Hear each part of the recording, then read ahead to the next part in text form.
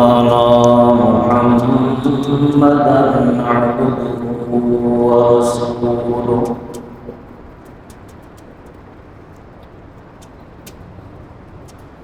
المبعوث إلى الأسود والأحمر لتكميل مكارم الأخلاق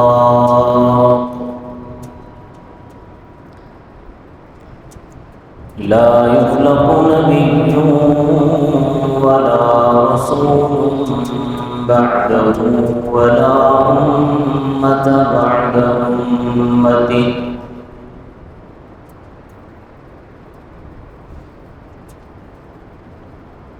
ولا شريعة بعد شريعته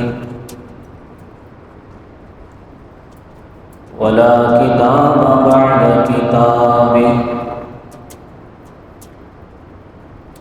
صلى الله تعالى عليه وعلى آله وأصحابه الذين هم خلاصة العرب العرباء وخير الخلائق بعد الأنبياء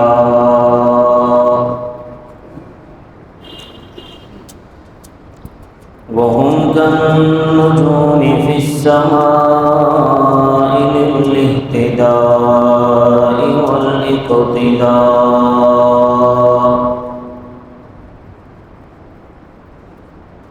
وهم مفاتيح الرحمة ومصابيح الغرر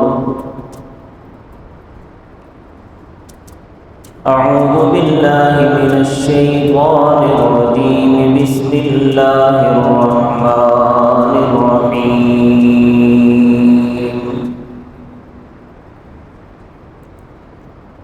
وكأي من آية في السماوات والأرض يمرون عليها وهم عنها معرضون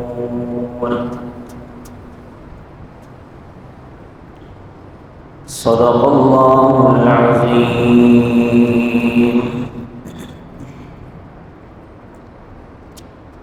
رب اشرح لي صدري ويسر لي أمري واحلل عقدة من لساني يفقه قولي رب زدني علما رب زدني علما رب زدني علما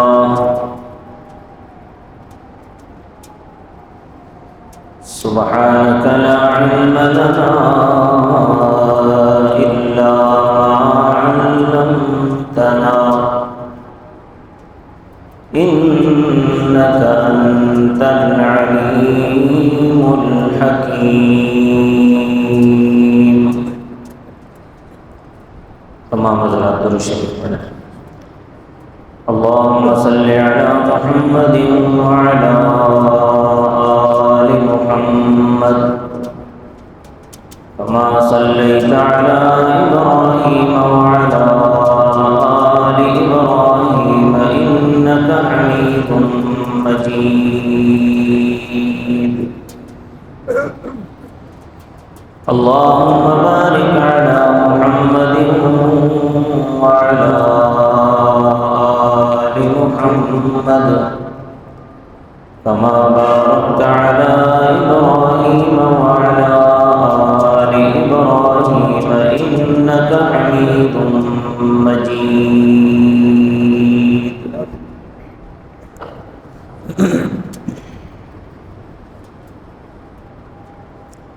معزز سامعین گرامی قدر،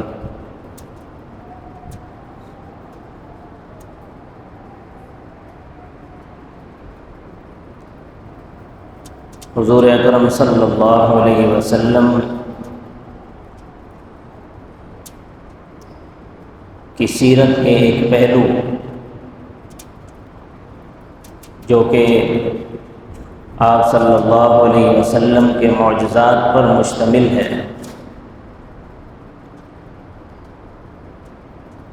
آپ حضرات کے سامنے پچھلے 2 جمعے معجزات مصطفیٰ صلی اللہ علیہ وسلم پر بیان کیے۔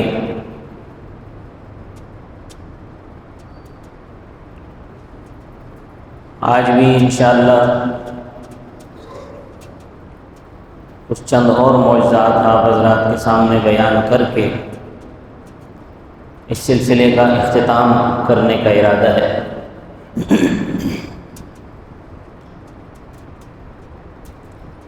میں نے یہ بات عرض کی تھی کہ اللہ تبارک و تعالی نے 1,24,000 انبیاء اور رسول اس دنیا میں مبعوث فرمائے، تو تمام انبیاء اور رسول کو اللہ نے معجزات عطا فرمائے۔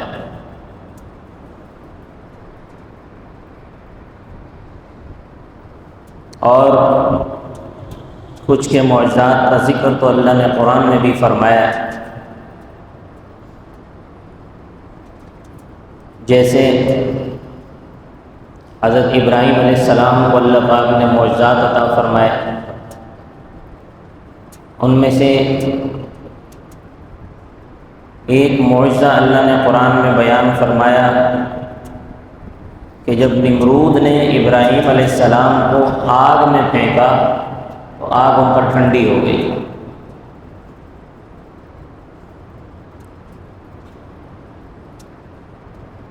اسی طرح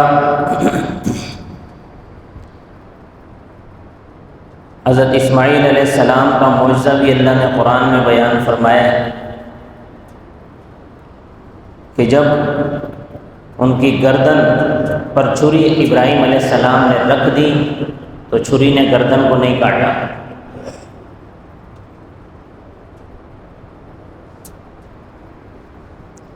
اسی طرح حضرت موسیٰ علیہ السلام کے معجزات بھی اللہ نے قرآن میں بیان فرمائے ہیں، جو 2 بڑے معجزات حضرت موسیٰ علیہ السلام کو عطا فرمائے گئے تھے۔ ایک تو عصائے موسیٰ تھا کہ عصائے موسیٰ کبھی اس کو زمین پر پھینکتے تو وہ بہت بڑا اژدہا بن جاتا تھا، کبھی جب سمندر کے پانی پر اس عصا کو مارا تو سمندر نے راستہ دے دیا حضرت موسیٰ علیہ السلام کو بھی اور بنی اسرائیل کو بھی۔ جب بنی اسرائیل کو پانی کی پریشانی ہوئی تو حضرت موسیٰ علیہ السلام نے اسی عصا کو پتھر پہ مارا تو پتھر سے اللہ نے 12 پانی کے چشمے جاری کر دیے۔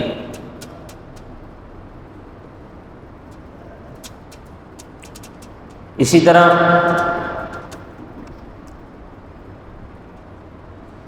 حضرت عیسیٰ علیہ السلام کے معجزات اللہ نے قرآن میں بیان فرمائے۔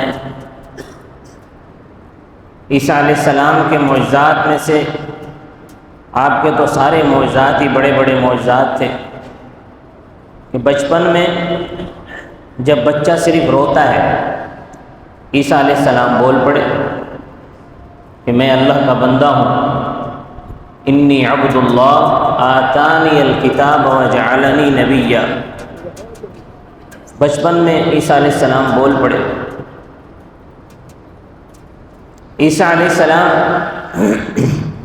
کو اللہ پاک نے یہ معجزہ بھی عطا فرمایا تھا کہ وہ کسی بھی قبر پہ کھڑے ہو کر قبر کے مردے سے کہتے تھے کہ کھڑا ہو جا، تو وہ قبر سے نکل کر کھڑا ہو جاتا تھا زندہ ہو کر۔ 3 آدمیوں کی تاریخ میں ایسی مثالیں ملتی ہیں کہ حضرت عیسیٰ علیہ السلام نے ان کو اللہ کے حکم سے زندہ کیا، پھر وہ فوراً مر نہیں گئے بلکہ انہوں نے دوبارہ زندگی گزاری دنیا میں، شادیاں بھی کی، بچے بھی ہوئے، پھر بعد میں مرے۔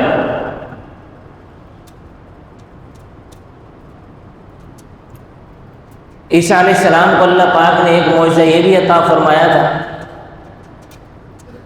کہ وہ مٹی سے ایک پرندے کی شکل بناتے تھے اور اس میں پھونک مارتے تھے، وہ زندہ ہو کر اڑ کے چلا جاتا تھا۔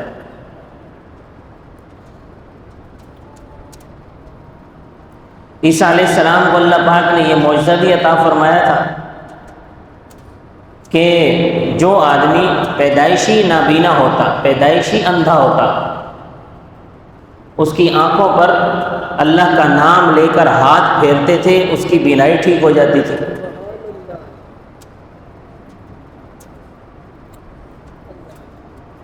عیسیٰ علیہ السلام کو اللہ پاک نے ایک معجزہ یہ بھی عطا فرمایا تھا کہ جن لوگوں کو برس کی بیماری ہوتی تھی، عیسیٰ علیہ السلام ان پر ہاتھ پھیرتے تھے، برس کی بیماری ختم ہو جاتی تھی۔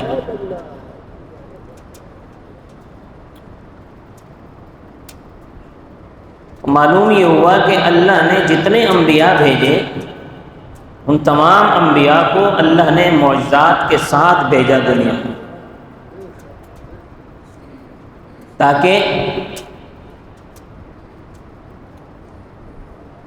لوگ معجزات کو دیکھ کر جب ان کا مقابلہ کرنے سے عاجز آ جائیں گے تو ان کی نبوت کو تسلیم کریں گے، ان پر ایمان لائیں گے، اللہ کی وحدانیت کا اقرار کریں گے۔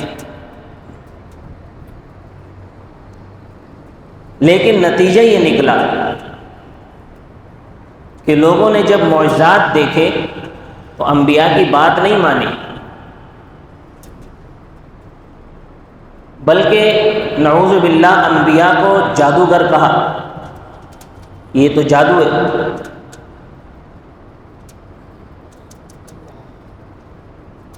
فرعون نے بھی حضرت موسیٰ علیہ السلام کو جادوگر کہا اور اس نے کہا کہ میں تمہارا مقابلہ کرواؤں گا جادوگروں سے۔ مصر بھر سے اس نے سارے جادوگر اکٹھے کیے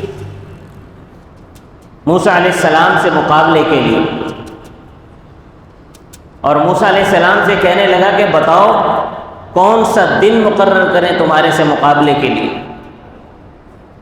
حضرت موسیٰ علیہ السلام نے فرمایا کہ جو تمہارے جشن کا دن ہے وہ دن رکھ لو اور سب کو پابند کر دو کہ سارے کے سارے لوگ شہر سے باہر نکل کر ایک بڑے میدان میں اکٹھے ہو جائیں اور صبح صبح آ جائیں، اور تم اپنے جادوگروں کو بھی بلا لو۔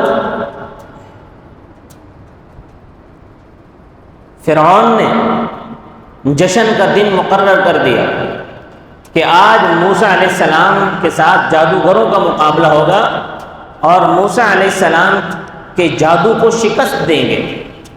حالانکہ موسیٰ علیہ السلام تو جادوگر نہیں تھے، وہ تو اللہ کے نبی تھے،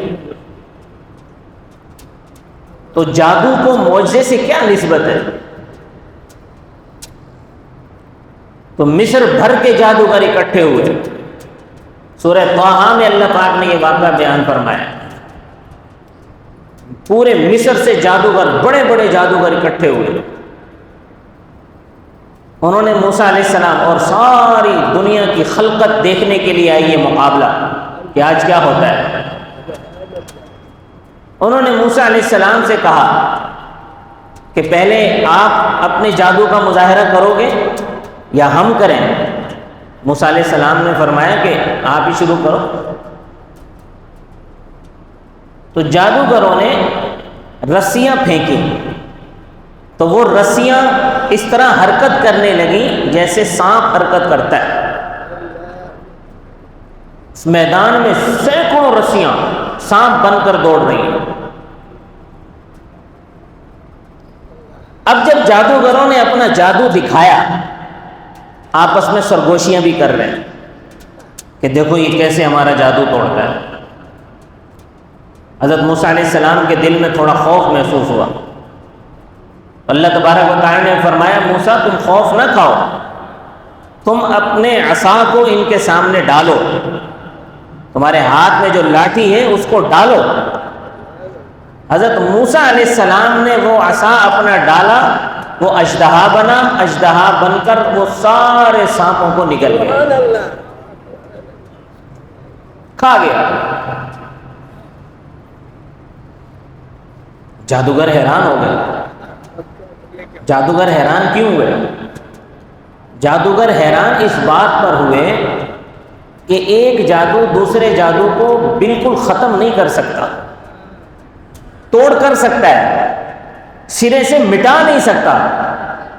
موسیٰ علیہ السلام نے تو ہمارے جادو کو مٹا دیا ہے سرے سے، نام و نشان باقی نہیں بچا۔ وہ سمجھ گئے کہ موسیٰ علیہ السلام جادوگر نہیں، اللہ کے نبی ہیں۔ اگر جادوگر ہوتے تو صرف اتنا کرتے کہ ہماری یہ رسیاں ہلنا بند ہو جاتی، دوبارہ سے رسیاں بن جاتی، بس اتنا کرتے۔ لیکن موسیٰ علیہ السلام نے تو سرے سے نام و نشان ہی مٹا کے رکھ دیا۔ تو سارے کے سارے جادوگر سجدے میں گر پڑے اور ایمان لے آئے، کیونکہ جادوگر سمجھ گئے کہ یہ اللہ کا نبی ہے، جادوگر نہیں ہو سکتا۔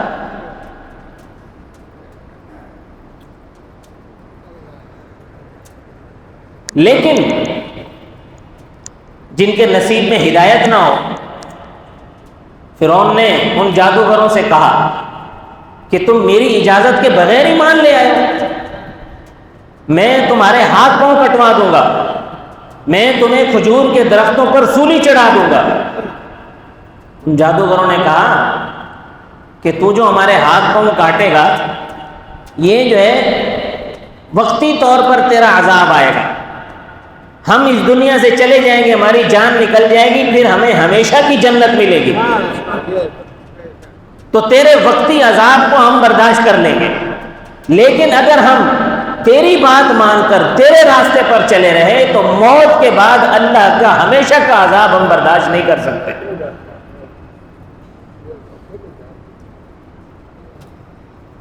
تو فرعون نے کہا کہ مجھے لگتا ہے کہ یہ موسیٰ تمہارا استاد ہے، اس نے تمہیں جادو سکھایا ہے، اس لیے اب تم میرے سامنے اس کی اطاعت کر رہے ہو۔ تو یہ قوم کا حال رہا کہ ہر نبی کی قوم نے جب معجزات دیکھے تو کہا یہ تو جادو ہے، یہ معجزہ تو نہیں ہو سکتا۔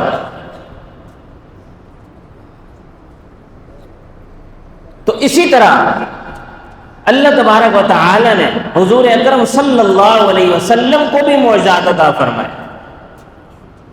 آپ صلی اللہ علیہ وسلم کی پیدائش سے پہلے ہی معجزات کا ظہور شروع ہو گیا تھا۔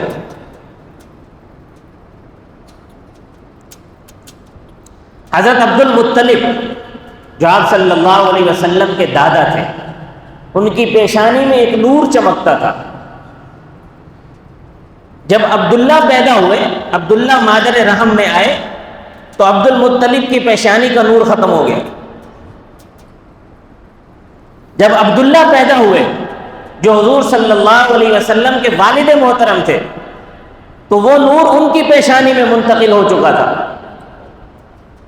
پھر جب حضرت عبداللہ کی شادی اماں آمنہ سے ہوئی، حضور اکرم صلی اللہ علیہ وسلم حضرت آمنہ کے پیٹ میں آئے تو حضرت عبداللہ کی پیشانی کا وہ نور ختم ہو گیا۔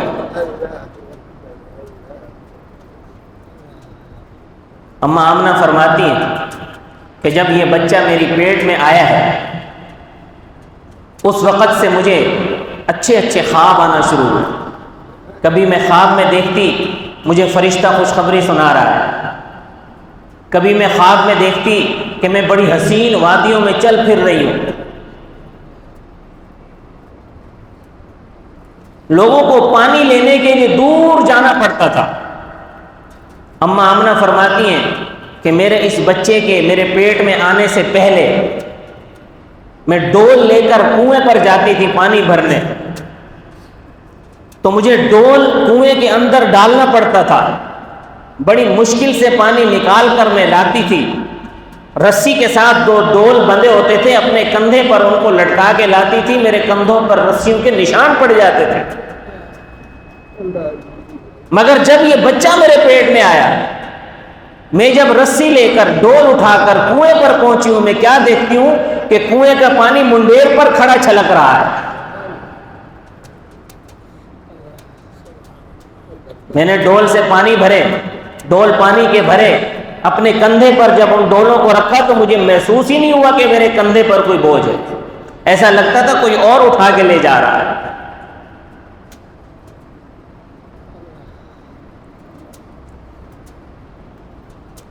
مکہ کے اندر چونکہ مکہ پہاڑی وادی ہے، ہر طرف پہاڑی پہاڑ ہے،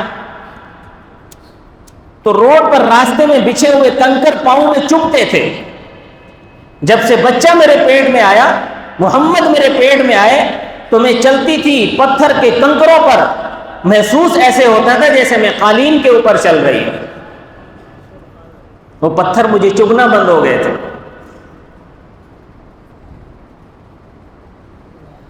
آپ کی پیدائش جب ہوئی ہے، آپ کے پیدا ہوتے ہی فارس کے کنگرے ہل گئے، قیصر و کسریٰ کے جو محلات تھے ان میں لرزہ طاری ہو گیا۔ کسریٰ کے اندر جو آگ ہزاروں سال سے جل رہی تھی وہ آگ بجھ گئی۔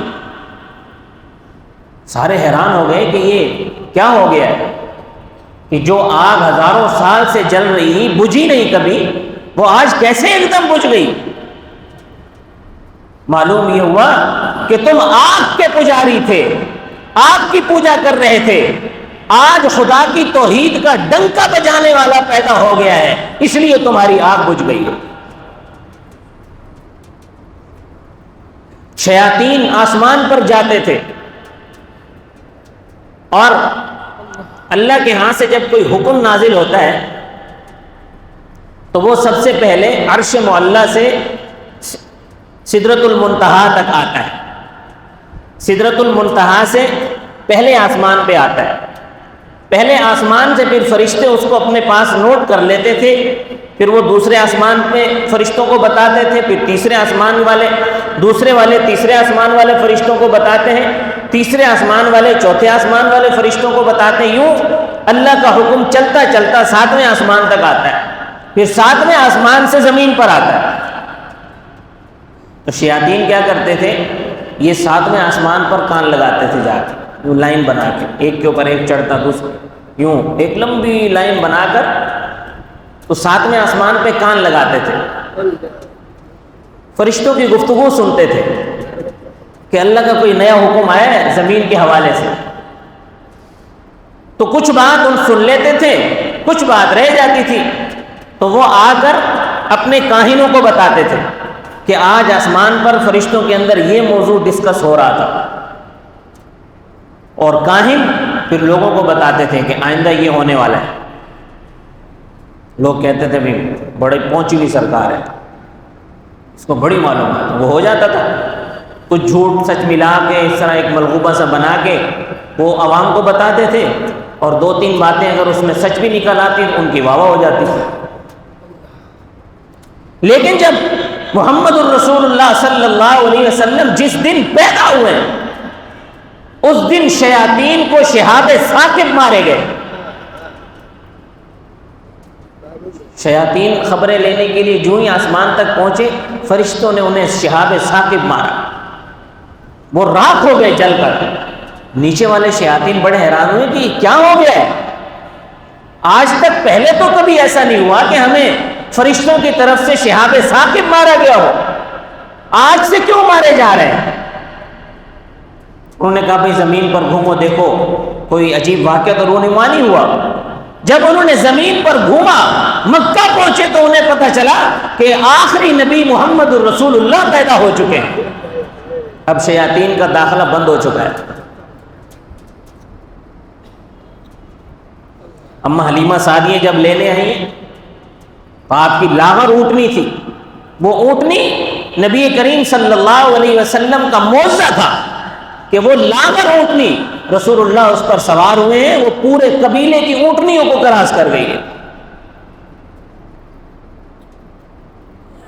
حلیمہ سعدیہ کا گھر غربت میں تھا، بکریاں چرنے کے لیے جاتی تھی، خالی پیٹ واپس آتی تھی، کھانے کو کچھ نہیں تھا، قحط کا موسم تھا۔ لیکن جب محمد رسول اللہ گھر آئے ہیں، شام کو بکریاں واپس آتی ہیں، ان کے تھن دودھ سے بھرے ہوتے ہیں، پیٹ ان کے چارے سے بھرے ہوتے ہیں۔ اما حلیمہ فرماتی ہیں کہ جب سے یہ بچہ میرے گھر میں آیا میرے گھر میں برکتوں کا نزول شروع ہو گیا۔ یہ نبی کریم صلی اللہ علیہ وسلم کا معجزہ تھا۔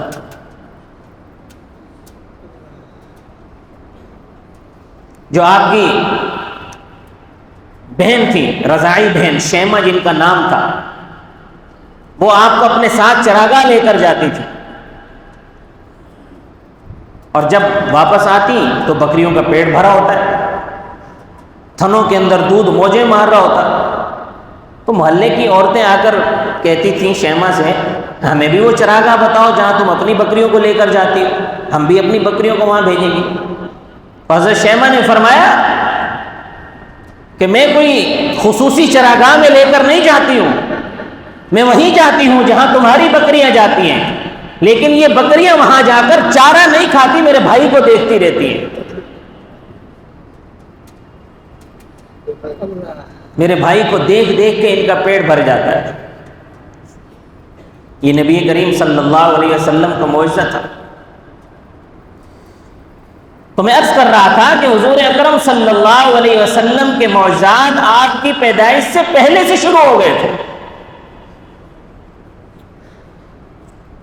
آپ کی پیدائش کے پہلے سے بھی لوگوں نے آپ کے معجزات کا مشاہدہ کرنا شروع کیا، پھر آپ جب پیدا ہوئے، پیدا ہونے کے بعد سے ہی معجزات کا مشاہدہ کرنا شروع کیا، پھر جب آپ کو نبوت ملی تب بھی لوگوں نے آپ کے معجزات کو دیکھا۔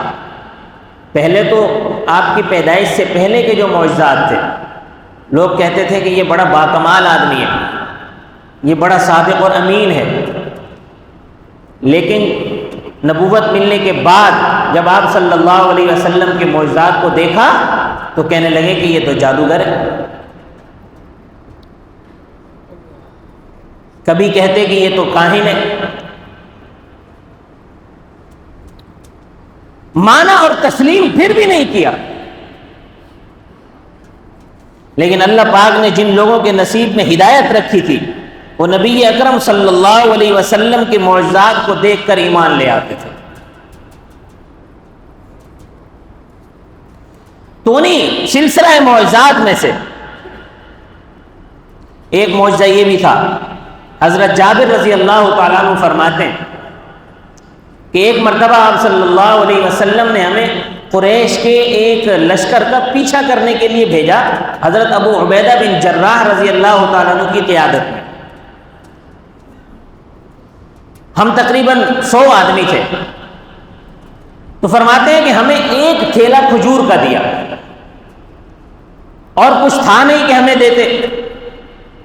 آپ صلی اللہ علیہ وسلم نے بڑی کوشش کی کہ زیادہ راہ کے لیے کچھ اور بھی ان کو دے دیا جائے، مگر کچھ بھی میسر نہیں آیا، بس ایک تھیلا کھجور کا دے دیا۔ حضرت جابر فرماتے ہیں کہ سفر لمبا تھا، ہم ان کا پیچھا کرتے رہے، ہم ایک دن میں ایک ایک کھجور کھاتے تھے سارے، ایک دن میں ایک ایک کھجور، اور وہ ایک کھجور پورے 24 گھنٹے کے لیے ہمیں کافی ہو جاتی تھی، اور کچھ کھانے کی ضرورت ہی نہیں پڑتی تھی۔ فرماتے ہیں کہ کھجور ختم ہو گئی، پھر ہم ایک ایسے مقام پر پہنچے جو سمندر کے قریب تھا۔ ہم نے دیکھا کہ سمندر میں سے ایک بہت بڑا جانور نکلا ہے، اور وہ ساحل پر آ کر رک گیا۔ وہ کوئی بہت بڑی مچھلی تھی، علماء نے لکھا ہے مفسرین نے کہ وہ وحیل مچھلی تھی۔ حضرت جابر فرماتے ہیں کہ ہمیں تو سمجھ نہیں آئی کہ یہ کیا چیز ہے۔ حضرت ابو عبیدہ بن جراح جو کہ امیر لشکر تھے، انہوں نے فرمایا کہ چونکہ تم بھوک سے بیتاب ہو، ہمارے پیٹ خالی ہیں، تو یہ اللہ نے ہمارے لیے رزق کا انتظام کیا ہے، اس میں سے کھاؤ۔ تو فرماتے ہیں کہ ہم اس میں سے ایک ایک اونٹ کے برابر روزانہ گوشت نکال کر کاٹ کر کھایا کرتے تھے، اتنا بڑا جانور تھا، اور ہم نے اس میں سے اتنا کھایا کہ ہم موٹے ہو گئے۔ اور پھر جب وہاں سے واپس آنے لگے تو فرماتے ہیں کہ ہم نے اس کا بہت سارا گوشت خشک کر کے اپنے پاس رکھ لیا، اور اس کو مدینہ لے آئے، اور آ کر سارا واقعہ حضور صلی اللہ علیہ وسلم سے بیان کیا۔ تو آپ صلی اللہ علیہ وسلم نے فرمایا وہ اللہ نے تمہارے لیے رزق کا انتظام کیا تھا، اگر اس گوشت کے کچھ حصہ تم لائے ہو تو ہمیں بھی کھلاؤ۔ تو حضرت جابر فرماتے ہیں کہ ہم گوشت کے ٹکڑے ہم نے رسول اللہ صلی اللہ علیہ وسلم کو پیش کیے تو آپ صلی اللہ علیہ وسلم نے بھی کھایا۔ یہ آپ صلی اللہ علیہ وسلم کا معجزہ تھا۔ اسی طرح فتح خیبر کے موقع پر جب آپ صلی اللہ علیہ وسلم نے خیبر فتح فرما لیا، یہودیوں کو سامنے کھڑا کیا، ایک یہودی بھنی ہوئی بکرے کی ران لے کر آپ صلی اللہ علیہ وسلم کے سامنے اس نے لا کے رکھ دی کہ اللہ کے رسول آپ کھائیں۔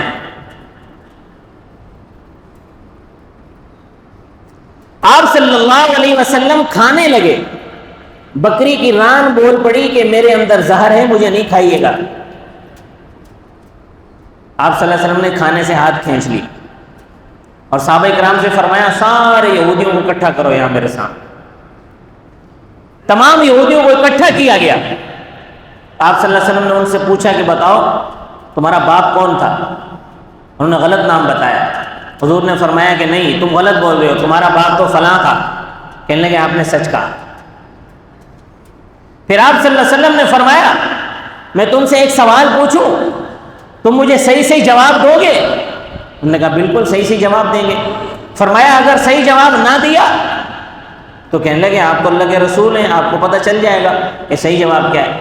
فرمایا بتاؤ اس بکری کی ران میں تم نے زہر ملایا ہے؟ انہوں نے کہا جی۔ تو آپ صلی اللہ علیہ وسلم کے سامنے بکرے کی ران بول پڑی۔ ایک مرتبہ آپ صلی اللہ علیہ وسلم کہیں جا رہے تھے، ایک اونٹ آپ صلی اللہ علیہ وسلم کو دیکھ کر رونے لگ گیا، زور زور سے شور مچانے لگ گیا۔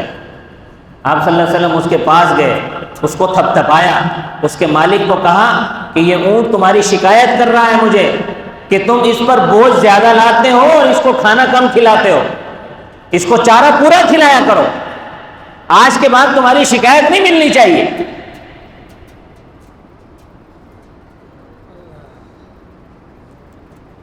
ایک مرتبہ حضرت ابو ہریرہ رضی اللہ تعالیٰ عنہ کی والدہ جو کہ مسلمان نہیں تھی، پہلے مسلمان نہیں تھی، انہوں نے حضرت ابو ہریرہ نے اپنی والدہ سے کہا کہ آپ مسلمان ہو جائیں، انہیں اسلام کی دعوت دی۔ تو ان کی والدہ نے نبی کریم صلی اللہ علیہ وسلم کی شان میں کچھ نازیبہ کلمات کہہ دیے۔ حضرت ابو ہریرہ کو بڑا دکھ ہوا۔ حضرت ابو ہریرہ روتے ہوئے حضور صلی اللہ علیہ وسلم کی خدمت میں حاضر ہوا۔ آپ صلی اللہ علیہ وسلم نے پوچھا کہ ابو ہریرہ کیوں رو رہے ہو؟ عرض کیا رسول اللہ آج میری والدہ نے ایسی ایسی بات کی ہے، آپ میری والدہ کے حق میں دعا کیجئے کہ وہ مسلمان ہو جائے۔ تو آپ صلی اللہ علیہ وسلم نے اسی وقت ہاتھ اٹھا کر دعا کی کہ یا اللہ ابو ہریرہ کی والدہ کو اسلام کی ہدایت دے دے۔ حضرت ابو ہریرہ فرماتے ہیں بس آپ صلی اللہ علیہ وسلم نے دعا کی، میں اٹھ کے گھر گیا ہوں تو مجھے پانی گرنے کی آواز آ رہی ہے، میں نے دروازہ بجایا تو میری والدہ نے کہا صبر کر ابو ہریرہ۔ تھوڑی دیر بعد جب والدہ نہا کر باہر نکلی تو میرے سامنے آتے ہی کہا اشہد ان لا الہ الا اللہ و اشہد ان محمد رسول اللہ۔ یہ نبی کریم صلی اللہ علیہ وسلم کا معجزہ تھا۔ حضرت ابو بکر صدیق رضی اللہ تعالیٰ عنہ نے آپ صلی اللہ علیہ وسلم سے عرض کی کہ یا رسول اللہ آپ دعا فرمائیے کہ میرے ماں باپ مسلمان ہو جائیں۔ تو آپ صلی اللہ علیہ وسلم نے دعا فرمائی، اسی وقت حضرت ابو بکر صدیق کے والد اور والدہ دونوں مسلمان ہو گئے۔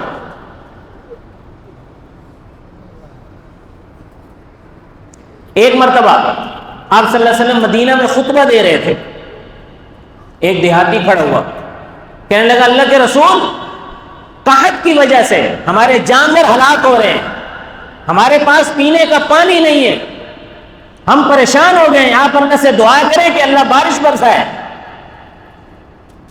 آپ صلی اللہ علیہ وسلم نے دوران خطبہ ہی دعا کے لیے ہاتھ اٹھا دیا۔ صحابہ فرماتے ہیں کہ ابھی آپ صلی اللہ علیہ وسلم کے ہاتھ نیچے نہیں آئے تھے کہ مدینہ کے اوپر بادل برسنا شروع ہو گئے تھے، سارا دن بارش برسی، اگلے دن پھر بارش برسی، اس سے اگلے دن پھر بارش برسی، پورا ایک ہفتہ بارش برستی رہی، یہاں تک کہ اگلا جمعہ آ گیا۔ اب جب اگلے جمعے آپ صلی اللہ علیہ وسلم دوبارہ خطبہ دینے کے لیے کھڑے ہوئے تو وہی دیہاتی یا کوئی اور کھڑے ہو گئے، انہوں نے کہا یا رسول اللہ، یہ بارش نے تو ہمارے مکان ڈبو دیے، ہمیں تو اس نے اور پریشان کر دیا ہے، اب آپ اللہ سے دعا کریں کہ اب بارش رک جائے۔ صحابہ فرماتے ہیں کہ حضور اکرم صلی اللہ علیہ وسلم نے اللہ سے دعا کی کہ یا اللہ اب اس بارش کو ہم پر نہ برسا، ارد گرد برسا، اور یوں انگلی سے اشارہ کرتے جاتے تھے اور بادل پھٹتا چلا جا رہا تھا۔ جہاں جہاں تک آپ صلی اللہ علیہ وسلم نے اشارہ کیا بادل پھٹتا چلا گیا، مدینے کا مطلع صاف ہو گیا، مدینے کے ارد گرد بارش برستی رہی۔ یہ چند معجزات نبی کریم صلی اللہ علیہ وسلم کے آپ حضرات کے سامنے میں نے بیان کیے ہیں۔ دوسری بات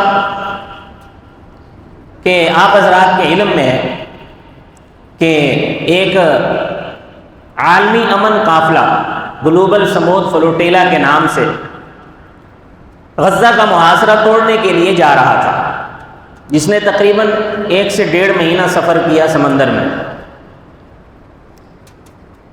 وہ امن کے علم بردار تھے، ان کا مقصد جانے کا یہ تھا کہ وہاں جا کر غزہ کا محاصرہ توڑ کر جو غزہ کے محصورین ہیں ان تک امداد پہنچائی جائے، ادویات پہنچائی جائیں، اور ان تک کھانے پینے کا سامان پہنچایا جائے، اور ان کی اشکشوئی کی جائے، ان کو ڈھارس بندھائی جائے کہ دنیا آپ کے ساتھ کھڑی ہے۔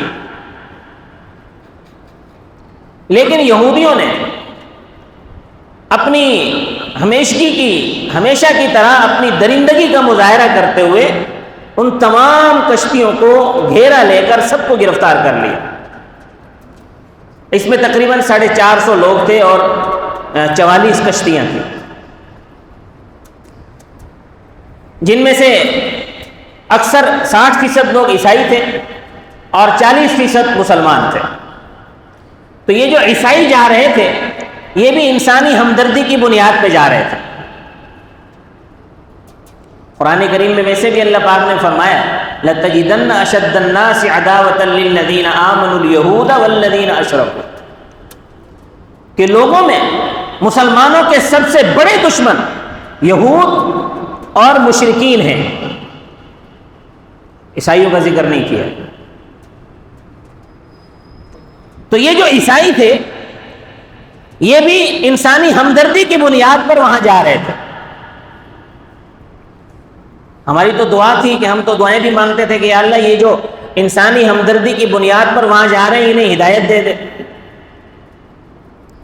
لیکن اسرائیل نے، یہودیوں نے اپنی وہی پرانی درندگی کا مظاہرہ کرتے ہوئے ان سب کو گرفتار کر لیا۔ ضرورت اس بات کی ہے کہ ہم وہاں جا تو نہ سکے۔ اگر ہمیں پتہ ہوتا ہے کہ یہ قافلہ جا رہا ہے تو انشاءاللہ ہم بھی ضرور جاتے۔ جاتے کہ نہ جاتے؟ اگر پتہ ہوتا کہ یہ قافلہ غزہ کا محاصرہ توڑنے کے لیے جا رہا ہے تو ہم ضرور جاتے، اور انشاءاللہ ہم غزہ کے لوگوں کے ساتھ جا کر وہاں کھڑے ہوتے۔ لیکن چلو ہم جا نہ سکے، لیکن یہاں رہ کر آواز تو بلند کر سکتے ہیں کہ وہ جو امن کا پیغام لے کر غزہ جا رہے تھے، جو غزہ کی ان ماؤں کی اشکشوئی کرنے کے لیے جا رہے تھے، جو غزہ کے بچوں کے سروں پر ہاتھ رکھنے کے لیے جا رہے تھے، جو غزہ کے زخمیوں کے علاج کے لیے جا رہے تھے، جو پرامن طریقے سے جا رہے تھے، ان کے پاس نہ اسلحہ تھا نہ وہ لڑنے کے لیے جا رہے تھے، پرامن پروگرام تھا ان کا، ان سب کو گرفتار کر لیا۔ تو ہم یہ آواز تو بلند کر سکتے ہیں کہ ان سب کو رہا کیا جائے؟ کر سکتے نہیں کر سکتے؟ آہستہ آہستہ ہاتھ ہلا رہے ہو، آپ کا نمبر آنے والا ہے، آپ فکر نہ کریں۔ اب تو آپ گردن ہلانا بھی بڑا مشکل ہو گیا ہے، زبان ہلانا تو دور کی بات ہے۔ تو یہ نمبر آنے والا ہے سب کا۔ اگر آج کھڑے نہ ہوئے نبی کریم صلی اللہ علیہ وسلم نے صحابہ کرام سے کہا تھا، پیشن گوئی فرمائی تھی، یہ بھی آپ صلی اللہ علیہ وسلم کا معجزہ ہے. فرمایا تھا کہ ایک وقت آئے گا کہ تمہاری حیثیت دنیا کے اندر سمندر کے جھاگ کی طرح ہوگی. صحابہ کرام نے پوچھا رسول اللہ کیا اس وقت ہم تھوڑی تعداد میں ہوں گے، کم تعداد میں ہوں گے؟ فرمایا نہیں، تمہاری تعداد بہت زیادہ ہوگی لیکن تمہاری حیثیت سمندر کے جھاگ کی طرح ہوگی. دنیا تمہارے اوپر اس طرح پھیل پڑے گی جس طرح بھوکا روٹی کے اوپر جا کے پڑتا ہے.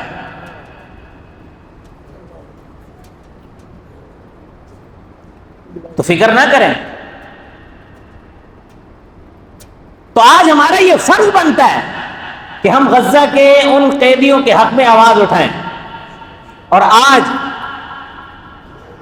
پاکستان کے ملک کے تقریباً اکثر جگہوں پر آج احتجاجی مظاہرہ ہے جمعے کے بعد کہ وہ جو قافلہ امن تھا جس میں پاکستان کی نمائندگی بھی شامل تھی، پاکستان سے تقریباً 6 لوگ اس میں شامل تھے، پاکستان کی نمائندگی جس میں شامل تھی، ان سب کو رہا کیا جائے اور وہ جو مقصد لے کر غزہ جا رہے تھے انہیں غزہ پہنچنے دیا جائے.